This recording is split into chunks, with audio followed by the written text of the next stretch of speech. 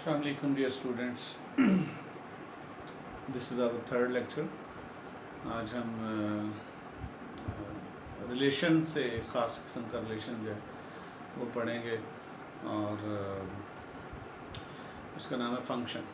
Last time हमने क्या किया था, हमने पढ़ा था जी रिलेशन, ठीक है, और उसकी टाइप्स पढ़ी थी। टाइप्स कौन कौन सी थी आपको याद होना चाहिए। हमने नल रिलेशन पढ़ा था, आइडेंटिटी रिलेशन पढ़ा था, फिर हमने reflexive, irreflexive, symmetric, asymmetric, antisymmetric, transitive, equivalence relation, partial argument, full relation, ये हमने पढ़े थे। इनके क्लोजर्स भी होते हैं, रिफ्लेक्सिव क्लोजर भी होता है, ट्रांजिटिव क्लोजर भी है, मतलब जो रिफ्लेक्सिव नहीं है और जो बाकी उसकी जो कंप्लीशन है उसमें कौन से डालिए तो वो रिफ्लेक्सिव बन जाए। तो ये आप कॉन्सेप्ट थोड़े से देखिए। हमारा चूँकि पार्ट नहीं है, जब आप डिस्क्रीट मैथ का कोर्स पढ़ेंगे तो उसमें आप ये भी पढ़ेंगे कि रिफ्लेक्सिव क्लोजर क्या है, सिमेट्रिक क्लोजर क्या है, ट्रांजिटिव क्लोजर क्या है, ठीक है, वो भी रिलेशंस है। ओके, टाइप्स के बाद एक ख़ास किस्म का रिलेशन है जो आज हमने पढ़ना है जी, जो कि कह लें कि मैथमेटिक्स में बहुत उसकी मेजर है कंट्रीब्यूशन। वो क्या है, वो फंक्शन है। फंक्शन आज हम फंक्शन पढ़ेंगे और कुछ उसकी टाइप्स को देखेंगे और फिर हम थोड़ा सा पढ़ेंगे कि मेथड्स ऑफ प्रूफ क्या है, और उसके बाद हम चैप्टर 1 पे आ जाएंगे, रियल नंबर सिस्टम। ये कुछ मेरे 3-4 एलिमेंट्री लेक्चर्स हैं जिससे इंशाल्लाह आपको थोड़ा फ़ायदा होगा। आगे जब कभी ये कॉन्सेप्ट यूज़ होंगे तो हमें फ़ौरन रिकॉल कर लेंगे कि हमने लेक्चर 1 में, लेक्चर 2 में ये बात की थी। अच्छा, फंक्शन क्या है? Function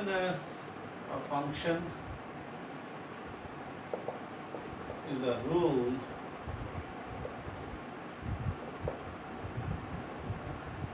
function from A to B, of course, function from A to B। अच्छा, मैं आपको ये भी बताऊं कि देखिए, एक जस्ट फॉर फन फंक्शन करने से पहले, लेट्स से अगर हम शादी का फंक्शन करना चाहते हैं तो आपके पास एक क्या होना चाहिए, एक लड़का होना चाहिए और एक लड़की, सही है ना? तो तभी फंक्शन करेंगे। तो यहाँ भी फंक्शन को डिफाइन करने के लिए जनाब सबसे पहले क्या होना चाहिए, सेट्स होने चाहिए ए और बी, क्योंकि वहाँ से चल रहे हैं जी।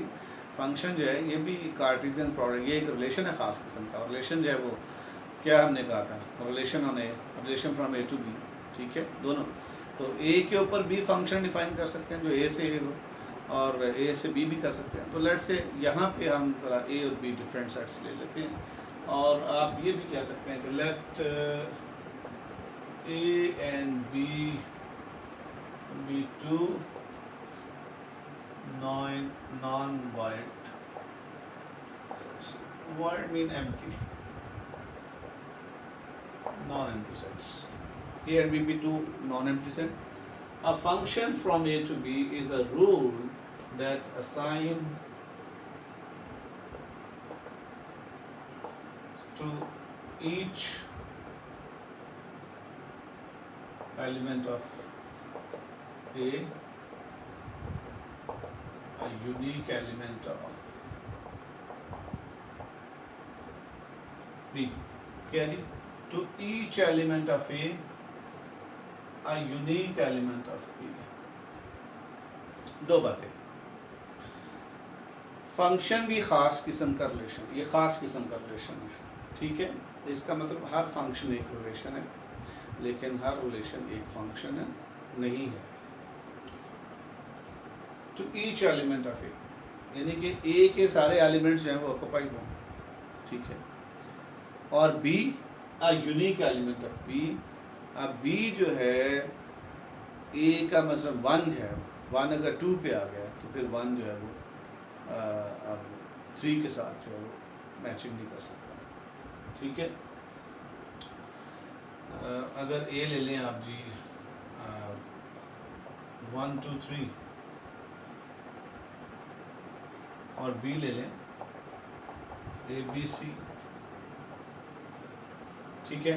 तो कैसा आप Cartesian product A cross B जो है इसका एक सबसेट आपने बनाना है इस तरह से कि to each element of A, जिसमें A के तमाम एलिमेंट्स आ जाएं, ठीक है, and a unique element of B, और B का जो है हर एलिमेंट के कॉरस्पॉन्ड B का एलिमेंट जो है वो यूनिक हो।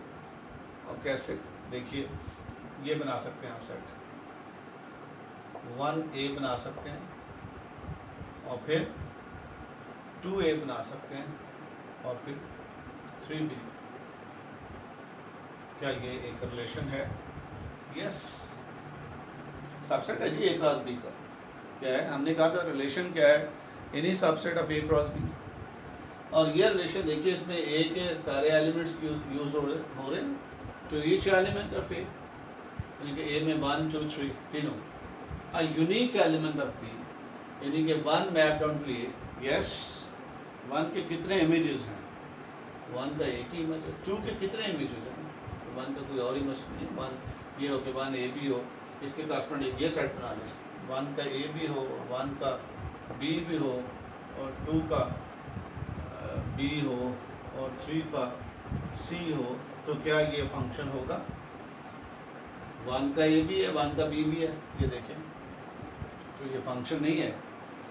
ऐसा रिलेशन तो है, subset of A cross B। तो हमने फंक्शन कहा है कि भाई to each element of A a unique element of B, ठीक है।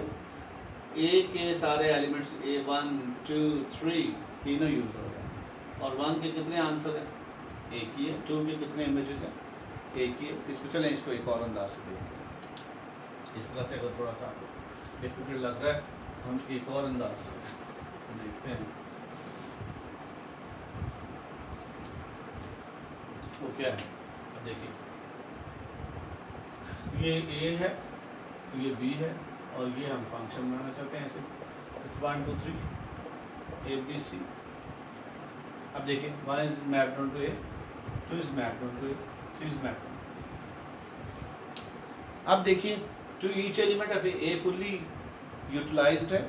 यस इट इज, पहली शर्त पूरी, to each element of A।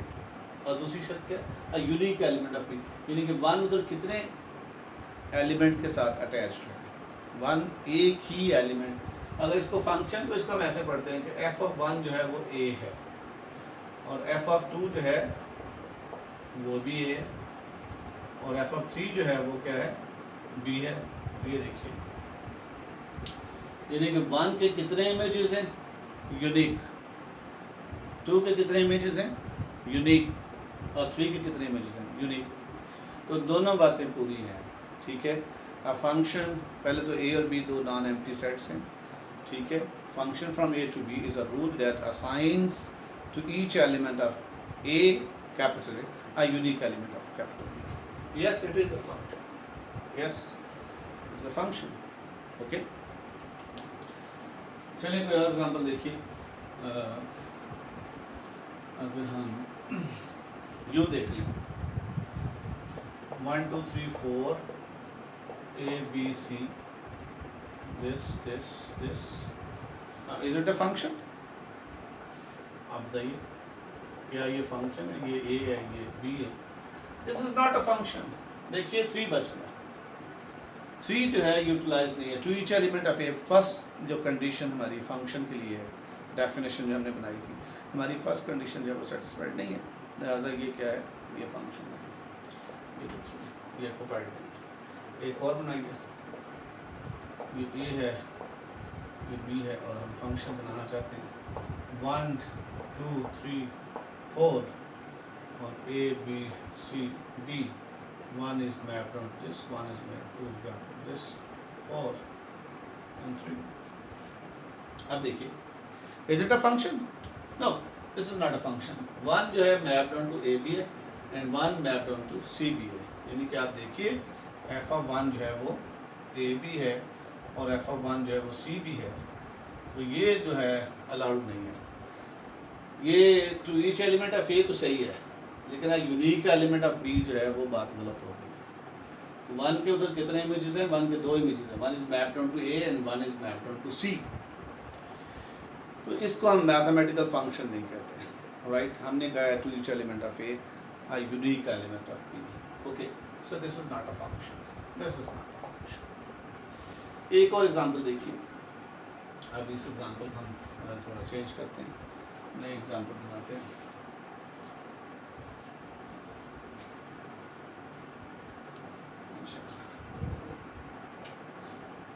यहाँ देखिए, एक ये भी हम बना लेते हैं, और ए बी और F from A to B 1 2 3 4 A B C D ई।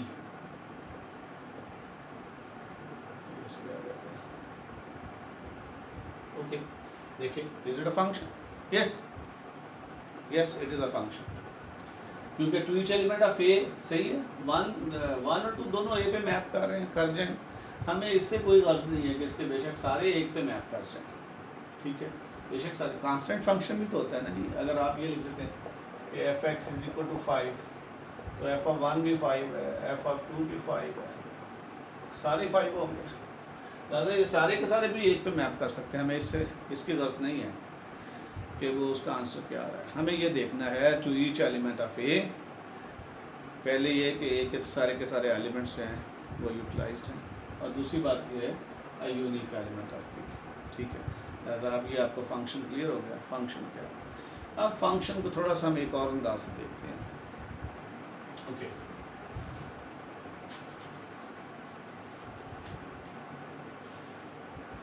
अच्छा, ग्रुप 3 में आप जब फंक्शन डिफाइन करते हैं, ठीक है? I am sorry, just a minute.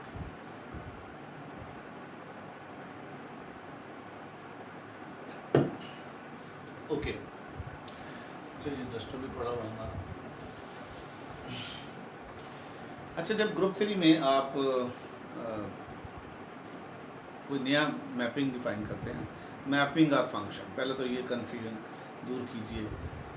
Mapping और फंक्शन दोनों सेम है, कुछ लोग मैपिंग लिखते हैं, कुछ फंक्शन लिखते हैं, इसमें कोई ऐसा इशू नहीं है, डरने की जरूरत नहीं है। ओके, तो वहाँ पे आप फ़ौरन उसको वेल डिफाइन करते हैं। आप में से किसी को याद है कि वेल डिफाइन कैसे करते हैं? वेल डिफाइन ऐसे करते हैं कि जनाब, if x is equal to y then f x is equal to f y, या फिर इसका जो कॉन्ट्रापोजिटिव, अगर f x is not equal, या फिर ये करते हैं कि if f x is not equal to f y, if then x is not equal to y. इनमें से कोई एक क्राइटेरिया आप जो है ग्रुप 3 में यूज़ करते हैं, ठीक है? कि अगर एक्स और वाई आपस, तो देखिए ज़रा आप क्या करें, इसको निगेट करके ज़रा देखिए। तो ये क्या है? ये वही बात है जो हम कर रहे हैं, फंक्शन की डेफिनेशन में है कि फ़र्ज़ करें कि एक्स और वाई ये तो बराबर हैं, लेकिन एफ एक्स और एफ वाई बराबर नहीं है। अब एक्स का इमेज क्या था? एक्स, और वाई का इमेज क्या था? F y. तो ये तो दोनों बराबर थे, ये तो 1 पॉइंट है, इसका मतलब ये यूँ बन गई diagram, 1 is mapped onto 2, 1 is mapped onto 2 ऐसा ये फंक्शन नहीं। इसी वजह से हम कहते हैं कि अगर x is equal to y है तो फिर एक ही रास्ता है कि f x is equal to f y. अब इसको भी अंडरस्टैंड कर, if f x is not equal to f y, ये दोनों बराबर नहीं हैं, तो फिर x is not equal to y होना चाहिए, लेकिन आपने उसके correspond x is equal to y मान दिया, तो उसका अगर ये फंक्शन है नहीं है। लिहाजा अगर ये नहीं है, अगर एफ एक्स और एफ वाई दो डिफरेंट आ गए, तो x और y भी डिफरेंट होना चाहिए, ये भी बराबर होना चाहिए। तो अब ये फंक्शन है, yes, x mapped on to f x, y is mapped on to f y. Clear हो गया? इसका मतलब है अगर आप x और y इक्वल लेते हैं तो फिर ज़रूरी है कि एफ एक्स और एफ वाई भी इक्वल होना चाहिए। तो लिहाजा ये ग्रुप 3 के अंदर जो आप टिपिकली एब्स्ट्रैक्टली जो है ये डेफिनेशन बड़ी यूज़ करते हैं। आप कोई होमोमॉर्फिज्म का कॉन्सेप्ट, कोई ऑटोमॉर्फिज्म डिफाइन करते हैं, या कोई भी आप मैपिंग डिफाइन करते हैं, तो जट से आप पहले क्या करते हैं जी कि उसको वेल डिफाइन प्रूव करें।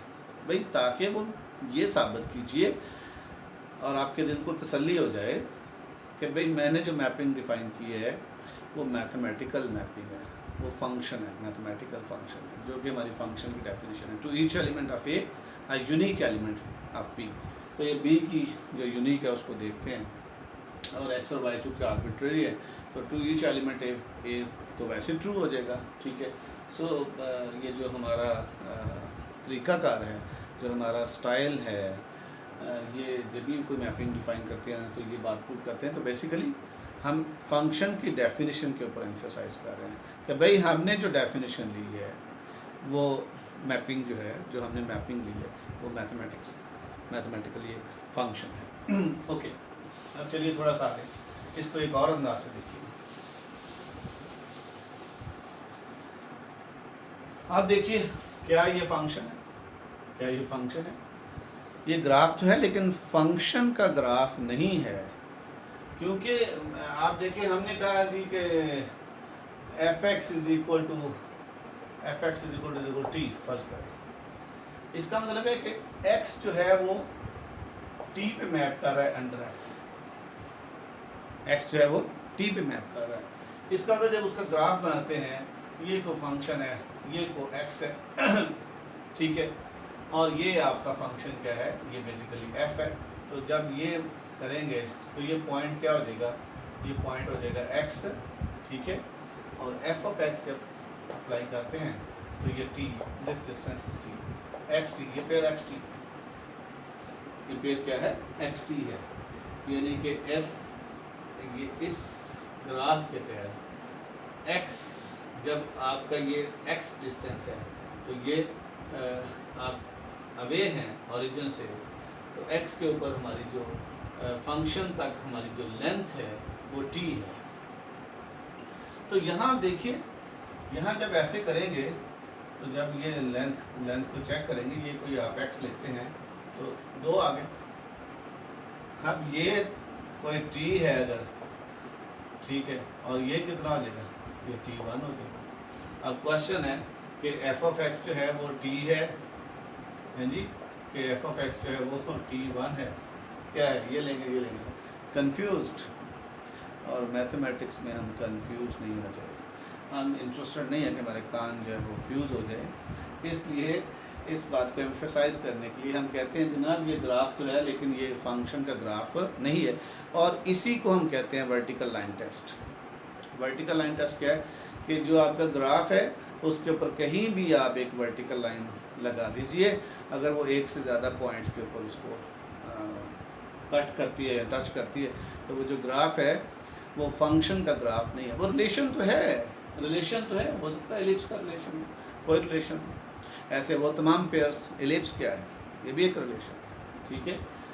सर्कल क्या है, ये भी एक रिलेशन, यानी कि वो तमाम एक्स वाई साइड एट x square y square is equal to r square, जो जिनका जो एक्स का स्क्वायर लें पहले और दूसरे का स्क्वायर लें और वो हमेशा आर स्क्वायर ही बनाएं, आर को लेंथ है, तो ये भी एक रिलेशन है।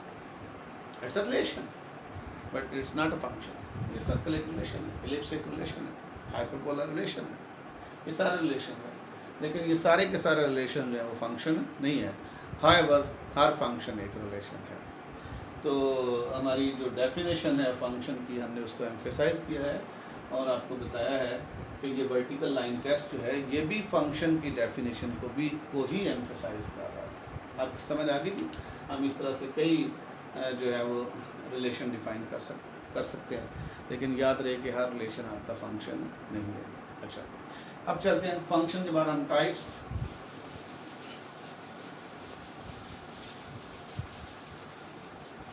मैथमेटिक्स में बेशुमार फंक्शन है, बहुत से लोगों ने बेशुमार फंक्शन डिफाइन किए हुए हैं, लेकिन 2-3 फंक्शन ऐसे हैं जो आपको बार बार जो है वो यूज़ करने पड़ते हैं और उनकी बड़ी वर्थ है, ठीक है। तो हम उन्हीं फंक्शंस को थोड़ा सा देख लेते हैं, डिस्कस कर लेते हैं। जो सबसे पहले है वो है इंजेक्टिव, या इसको आप कहते हैं जी 1-1, हाँ जी 1-1 function.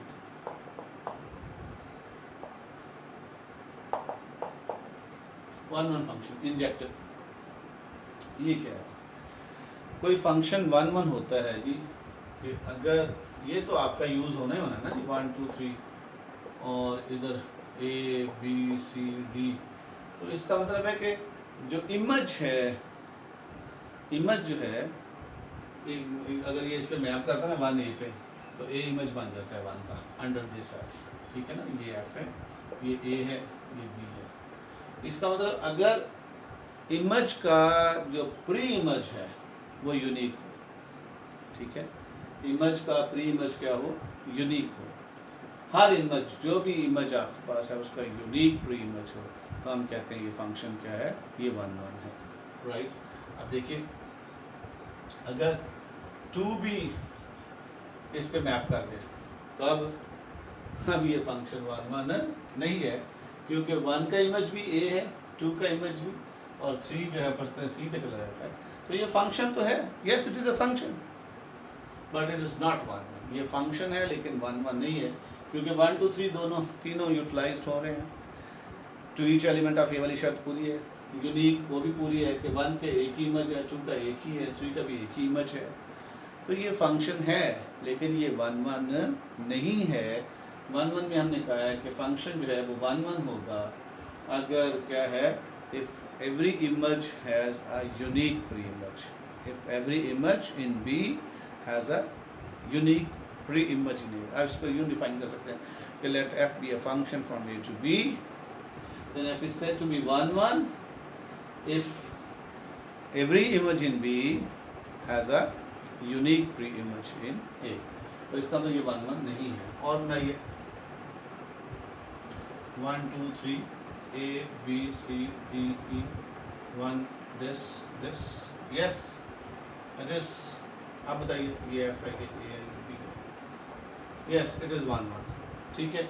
1 is mapped onto A, 2 is mapped onto C and 3 is mapped onto E। अब ये 2 बच गए हैं, बच जाए, हमें इससे कोई गर्ज नहीं है, हमने तो सिर्फ 2 बातें की हैं। पहले तो ये फंक्शन है, yes to each element of A, ठीक है, यूनिक एलिमेंट ऑफ बी, 1 का यूनिक है, 2 का भी यूनिक है, 3 का भी, और फिर जो इमेजेस उनके प्री इमेजेस भी यूनिक हैं, ठीक है, तो ये सारी बातें पूरी हैं, लिहाजा ये फंक्शन हमारा क्या है, ये 1 1 है। अब क्लियर हो गया 1 1। अच्छा अब ग्रुप थ्योरी में आइए। ग्रुप थ्योरी में टिपिकली मैं दोबारा ज़रा उधर जाना पसंद करूँगा।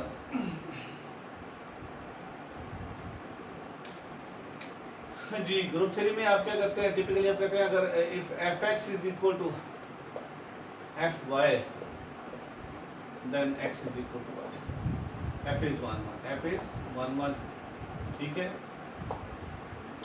तो ये 1 1 की शर्त ये होती है कि आप जब भी वहाँ पे जब 1 1 फंक्शन डिफाइन करते हैं तो f x is equal to f y करते हैं और x is equal to y prove करते हैं। अब देखिए इसको भी ज़रा उसी तरह से देखिए कि एफ एक्स एफ वाई तो है लेकिन एक्स और वाई बराबर नहीं है, एफ एक्स और एफ वाई तो बराबर हैं लेकिन एक्स और वाई बराबर नहीं है, एक्स और वाई डिफरेंट है। इसका मतलब ये भी इसमें मैप करके लुक एट दिस, इसका मतलब ये वाली डायग्राम आपकी बन गई कि ये तो एक ही पॉइंट है, ये 2 डिफरेंट पॉइंट है, 2 डिफरेंट एक भी मैप करें, लिहाजा ये जो इमेज है इसका यूनिक प्री इमेज नहीं है, लिहाजा ये 1 1 नहीं है। तो इसका मतलब इसको जब 1 1 प्रूव करना चाहते हैं तो whenever f x is equal to f y you must have x is equal to y. क्यों जी क्लियर हो गया कि 1 1 फंक्शन क्या है, ये टिपिकली जो ग्रुप थ्योरी में, वेक्टर स्पेसेस में, अलजब्रास में जब ये 1 1 की डेफिनेशन यूज़ करते हैं तो एग्जैक्टली ये यही डेफिनेशन है जो हम रियल एनालिसिस में देंगे और इसको आगे लेके चलेंगे, ठीक है। तो या इसका ऑरिजिनल हम वो दूसरा क्या उसको बोलते हैं कॉन्ट्रापोजिटिव। कॉन्ट्रापोजिटिव क्या कहते हैं कि if x is not equal to y then f x is not equal to f y. तो ये भी वही है, suppose x is not equal to y, ये दोनों बराबर नहीं है लेकिन ये दोनों बराबर हैं, तो look at again you have the same diagram. इसका मतलब है कि whenever if x is not equal to y तो उसको फिर एफ एक्स और एफ वाई कोई बराबर नहीं होना चाहिए, तो 1 1 हो जाएगा, एक्स का एफ एक्स वाई का एफ वाई, ठीक है। अब आइए इसको थोड़ा सा ग्राफिकली भी देखते हैं कि 1 1 क्या है। 1 1 को अगर हम ग्राफिकली देखना चाहें तो रियल एनालिसिस में ये फंक्शन 1 1 नहीं है, ये फंक्शन क्या है 1 1 नहीं है। कैसे? क्योंकि यहाँ अगर मैं लाइन लगाऊँ तब देखिए ये पॉइंट मेरा x है और ये लेंथ कितनी होगी fx, ये y है और ये पॉइंट कितनी होगी fy और ये z है तो लेंथ कितनी होगी fz। x और y इक्वल नहीं है लेकिन उनकी वैल्यूज इक्वल है, यानी कि x is not equal to y but fx is equal to fy, दोनों की लेंथ सेम। तो इसका मतलब दिस फंक्शन इज नॉट 1, लिहाजा 1 1 में ये केस नहीं हो सकता। तो फिर 1 1 फंक्शन कैसा होगा? इसका मतलब 1 1 फंक्शन या इंक्रीजिंग होगा या डिक्रीजिंग, बल्कि स्ट्रिक्टली कांस्टेंट फंक्शन भी 1 1 फंक्शन नहीं है। कांस्टेंट फंक्शन भी 1 1 हो तो फिर एक के पीछे कई इमेज आ गए, ठीक है, हर एक का इमेज ही कांस्टेंट नंबर है, तो कांस्टेंट फंक्शन तो आपका 1 1 हो ही नहीं सकता। इसका तो स्ट्रिक्टली इंक्रीजिंग। हाँ, अगर मेरा फंक्शन जो है ऐसा हो, ये तो नहीं है, ठीक है, इसका अंदर मेरा फंक्शन यूँ है। अब देखो, अब ये मेरा, ठीक है, कॉन्टीन्यूटी होना जरूरी नहीं है, वो मैं आगे जाके बताऊंगा। कॉन्टीन्यूटी और डिसकॉन्टीन्यूटी की बात नहीं मैं कर रहा, ठीक है। मुझे तो ये देखना है कि डोमेन क्लास है, लेट्स से कॉन्टिन्यूस, तो x का fx और y का fy, यानी कि x और y इक्वल नहीं है और fx और fy भी इक्वल नहीं, ठीक है। और ये दूसरे लफ्ज़ों में आप ये कहेंगे अगर fx is equal to fy है ही नहीं वो, ठीक है, क्योंकि ये बराबर नहीं है, ये बराबर नहीं है, तो ये फंक्शन है, राइट। या ये भी फंक्शन हो सकता है डिक्रीजिंग, ठीक है। ये भी देखिए, ये आपका हो गया स्ट्रिक्टली, यानी स्ट्रिक्टली बंद हो रहा, ये आपका हो गया x और ये हो गया y, ठीक है। तो x is not equal to y और fx जो है और fy ये भी इक्वल है। इसका मतलब रियल एनालिसिस में 1 1 फंक्शन की बड़ी वर्थ है। 1 1 फंक्शन कैसे फंक्शन है? वो स्ट्रिक्टली मोनोटोन है, या वो स्ट्रिक्टली इंक्रीजिंग होगा या वो स्ट्रिक्टली डिक्रीजिंग होगा, राइट जी। आगे चलते हैं, on to function.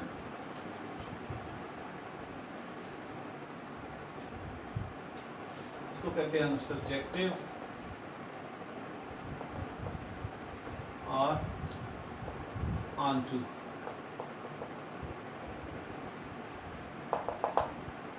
On to function, ठीक है। सॉरी, मैंने आपको फंक्शन में रेंज और डोमेन और को डोमेन की बात नहीं की, इसको मैं पास करता हूँ, पहले वो देख लीजिए। अगर मेरा फंक्शन जो है f जो है ऐसे लिखते हैं, from a to b left. अगर f from a to b है तो ये जो सेट a जो है इसको कहते हैं domain. Domain domain of f, इसको यानी कि डी एफ से लेबल करते हैं, D F is equal to ए।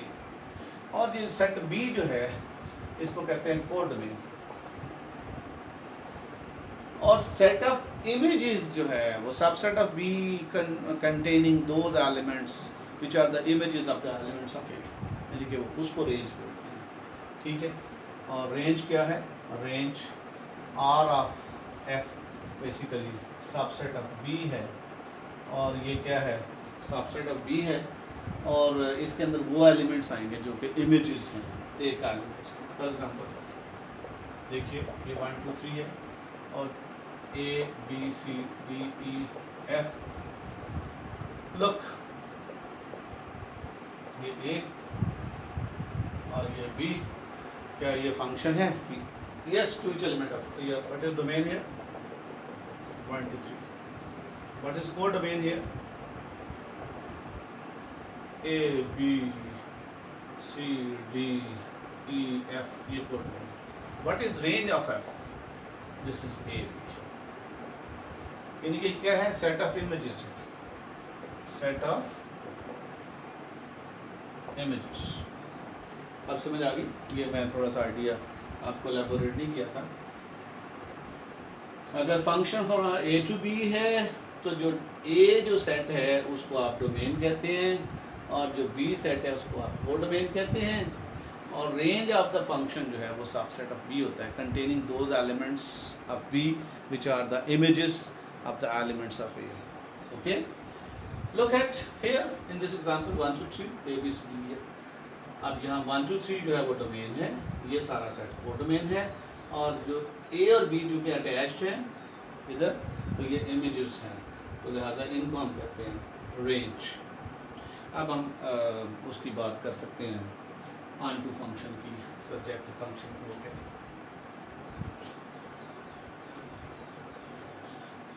मुझे ऐसा में इससे साफ़ करना थोड़ा इजी लगता है, डस्टर रादर डस्टर भी है लेकिन डस्टर शायद उतनी स्पीड से काम नहीं करता जितनी स्पीड से हम इससे कर लेते हैं। ओके, सब्जेक्टिव ये है कि अगर फंक्शन हमारा ए से बी हो तो फिर सब्जेक्टिव होगा अगर range of f is equal to B हो जाए। ये नहीं कि अगर किसी की कोडोमेन जो है वो रेंज हो जाए, इसका मतलब ए ने तो फुल्ली यूटिलाइज होना है और बी भी फुल्ली यूटिलाइज हो जाए, ठीक है ना जी, ए ने तो यूटिलाइज हो। इसका मतलब क्या है कि बी के हर एलिमेंट का इमेज है कम से कम एक, अगर 1 1 नहीं है तो एक से ज़्यादा भी हो सकता है, ठीक है। इसका मतलब है कि that is every element of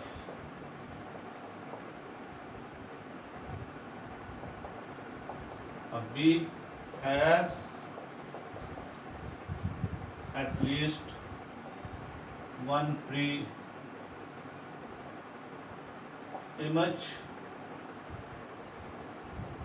in A. Yeah, that is every element of B has at least one pre-image in A. Okay? तो अगर किसी की रेंज सेट जो है वो B पूरा हो जाए, यानी कि कोडोमेन हो जाए, रेंज क्या हो जाए, रेंज ऑफ द फंक्शन जो है वो कोडोमेन ऑफ द फंक्शन हो जाए, यानी कि सारी की सारी कोडोमेन जो है वो फुल्ली यूटिलाइज हो जाए, ठीक है, तो तब हम कहते हैं कि हमारा फंक्शन क्या है, ऑन टू होगा, राइट। चलें इसको ज़रा अंडरस्टैंड करते हैं थोड़ा सा उस अंदाज से।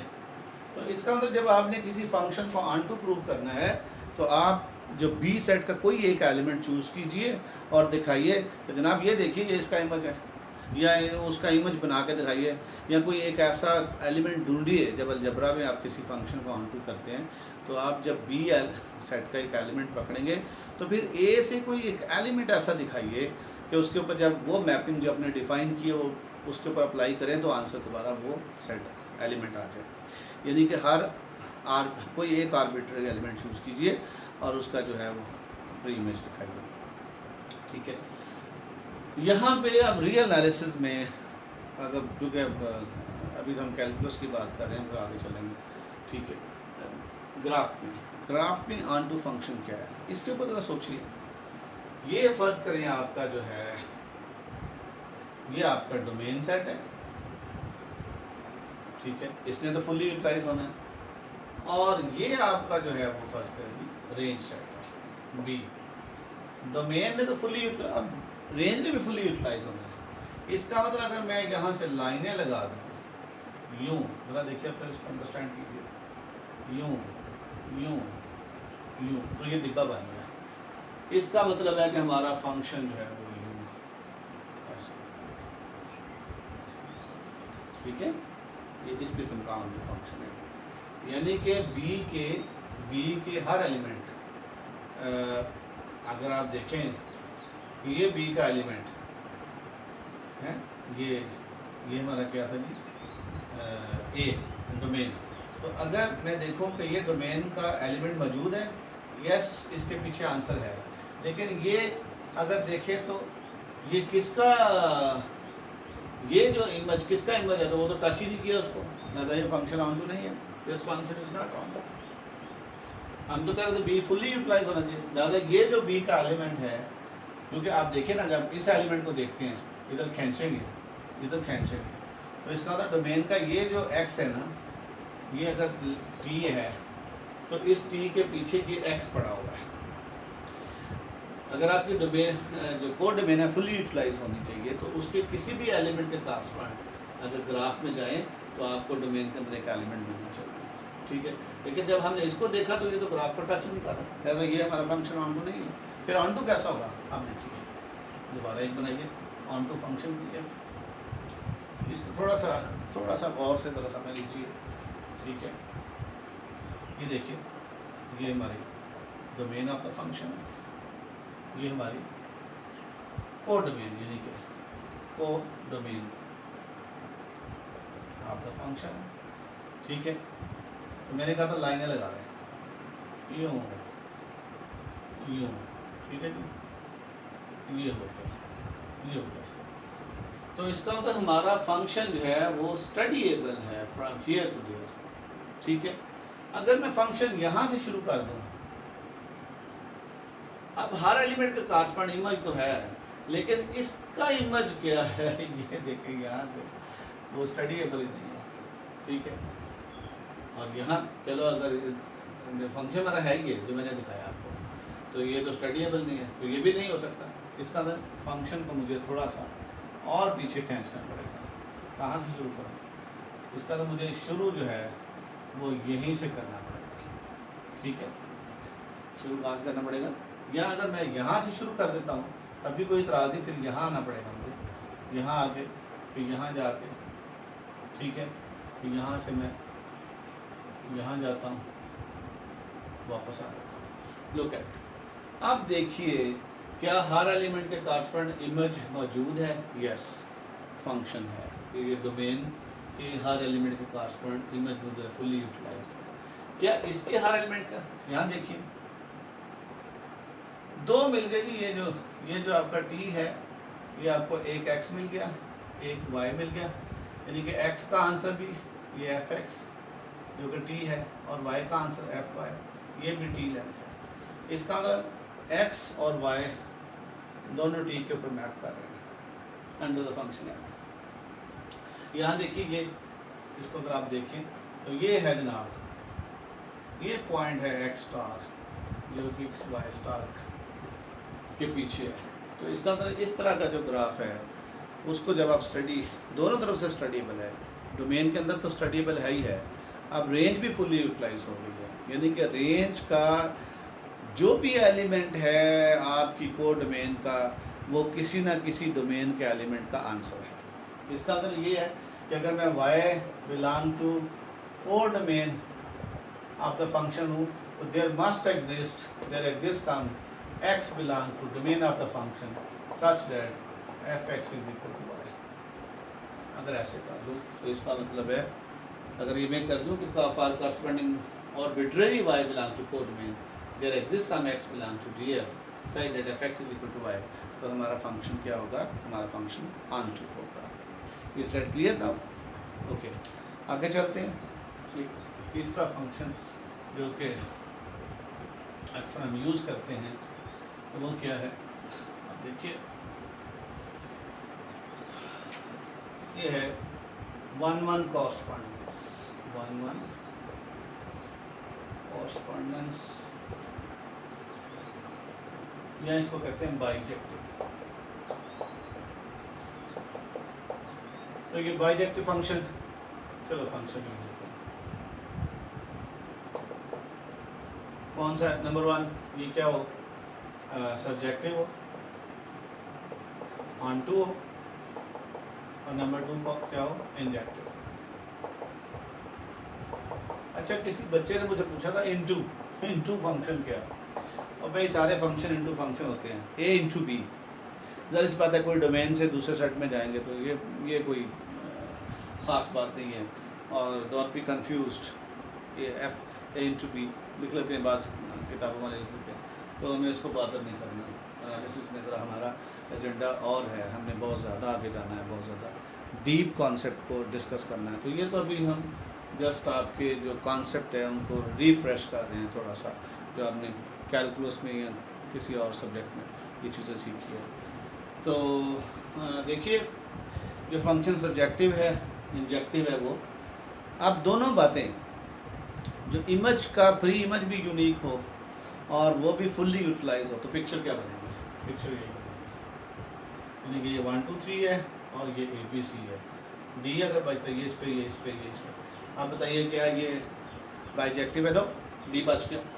अच्छा डी को ख़त्म कर देना अगर। आप बताइए ये फंक्शन क्या है? ये फंक्शन है, ए है, ये बी है, तो ये फंक्शन है, फुल्ली यूटिलाइज है, इमेजेस यूनिक है। और इसका मतलब क्या है? ये 1 1 भी है और ये ऑन 2 भी है। ठीक है, अगर ग्राफिकली मुझे देखना हो तो ये वो अगर डिब्बा बनेगा तो इसका मतलब मुझे यहाँ से चलना होगा, तो यहाँ फंक्शन इंक्रीजिंग होगा या फंक्शन क्या होगा? डिक्रीजिंग होगा, या मुझे इधर से इधर को आना होगा। ठीक है, तो इस तरह से आप फंक्शन जो बाइजेक्टिव फंक्शन जो है, जैसे straight line look at this, ये वाली बाइजेक्टिव फंक्शन है, ऑन टू भी है, 1 1 भी है, 1 1 भी है, ऑन टू भी है। अगर इधर से इधर को आ जाते हैं, ये भी ऑन टू भी है, 1 1 भी है। ठीक है, थोड़ा ग्राफिकली भी आप बता सकते हैं। असल ये जो फंक्शन है अच्छा, अब आइए जी इसका असल एजेंडे की तरफ, कि ये जो आपने बाइजेक्टिव फंक्शन डिफाइन किया है, इसका क्या फ़ायदा है? क्या फ़ायदा है मुझे बताइए। देखिए, एक रूम ये है जहाँ पे आप लोग बैठे हैं, एक क्लास ये है, एक और क्लास है। ठीक है, तो मैंने अगर ये साबित करना है कि दोनों क्लासेस में सेम नंबर ऑफ़ स्टूडेंट्स हैं, यानी कि दोनों की कोऑर्डिनैलिटी सेम है, अगर यहाँ 20 स्टूडेंट्स हैं तो वहाँ भी 20 स्टूडेंट्स हैं, तो मुझे क्या करना होगा? मुझे 1 1 कॉरस्पॉन्डेंस डिफाइन करनी होगी यहाँ से वहाँ। ठीक है, फर्ज करें यहाँ जो स्टूडेंट जो है ए है और कोई ए है, उसका उधर रिलेशन किसी स्टूडेंट ए डैश से। ठीक है, यानी कि ए डैश के कॉरस्पॉन्ड इधर ए है, राइट। तो इस तरह से सारे स्टूडेंट्स चलेंगे। तो इसका मतलब अगर मैं एक फंक्शन लेता हूँ फ्रॉम ए टू बी और ये साबित कर देता हूँ कि ये 1 1 भी है और ऑन 2 भी है, तो इसका मतलब ए और बी का ऑर्डर सेम है। ए और बी का ऑर्डर क्या है? दोनों सेट्स के अंदर सेम नंबर ऑफ एलिमेंट्स हैं। अच्छा देखिए, कुछ ऐसे सेट्स भी हैं जहाँ पे आपको ये बात नज़र नहीं आती। फॉर एग्ज़ाम्पल, अभी मैं एक बड़ी इंटरेस्टिंग एग्जांपल आपको दूंगा। ठीक है, वो ये है कि एक सेट ऑफ नेचुरल नंबर है और एक सेट ऑफ इवन इंटीजर्स है, और इधर आ रहा है 1 2 3 4 5 6 सो ऑन, इधर 2 4, ठीक है जी, 6 8 10 सो ऑन। लुक एट, अगर आप देखें तो ये 2 यहाँ मौजूद है, 4 यहाँ मौजूद है, 6 यहाँ मौजूद है, तो आपको यूँ लग रहा है ना कि शायद इसमें नंबर ऑफ़ एलिमेंट्स ज़्यादा है, लेकिन मैथमेटिक्स ये नहीं कहता। हम नहीं पता चला सकते इसके अंदर ज़्यादा एलिमेंट्स हैं कि इसके अंदर ज़्यादा एलिमेंट्स हैं। ठीक है, हम क्या करेंगे, हम ये फंक्शन है, हम एक फंक्शन डिफाइन कर देते हैं f(x = 2x)। ठीक है, आप चेक कीजिए क्या ये 1 1 है? 1 1 के लिए क्या शर्त थी कि अगर f(x = fy) लेते हैं, इसका मतलब 2x = 2y, इसका मतलब x = y। Yes, f is 1 1। और फिर इसका कोई भी एलिमेंट ले, corresponding to any, for any, ठीक है, और इसके एलिमेंट देखिए इवन है, for any 2t belong to E, there exist t belong to n such that f of t क्या होगा? 2t। अगर 2t किसी, तो उसके पीछे t है। ठीक है, अब ये देखिए ये ऑन टू भी है, ये 1 1 भी है, लिहाजा इनके दरमियान 1 1 कॉरस्पॉन्डेंस है। तो इसका मतलब ये दोनों का कोऑर्डिनेलिटी सेम है। ठीक है, ये इसलिए हुआ, वैसे लग रहा था कि इसमें ज़्यादा है, ये असल में इसलिए हुआ कि दोनों